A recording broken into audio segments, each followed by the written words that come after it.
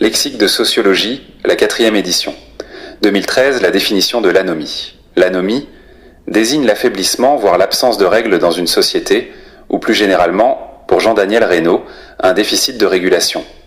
Pour Émile Durkheim, ce concept désigne, dans De la division du travail social, un état pathologique de la division du travail qui ne conduirait pas à la solidarité organique.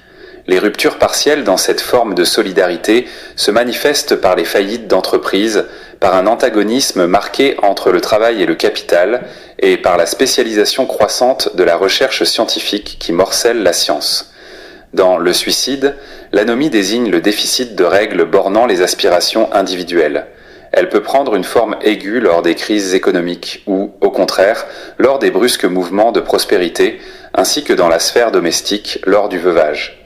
L'anomie peut aussi prendre une forme chronique due à l'affaiblissement de la réglementation dans le commerce et l'industrie, ainsi que dans les rapports entre les sexes.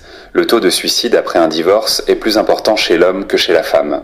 Pour Robert King Merton, l'anomie résulte de l'inadéquation entre les objectifs d'un individu, fondés sur les valeurs de la société à laquelle il appartient, et les moyens licites dont il dispose pour les atteindre, moyens déterminés par les normes sociales. Pour Talcott Parsons, l'anomie peut aussi correspondre à l'incertitude sur les buts socialement valorisés. Pour Jean-Daniel Reynaud, l'anomie ne doit pas être analysée comme un moment exceptionnel, mais comme caractéristique de tout changement social.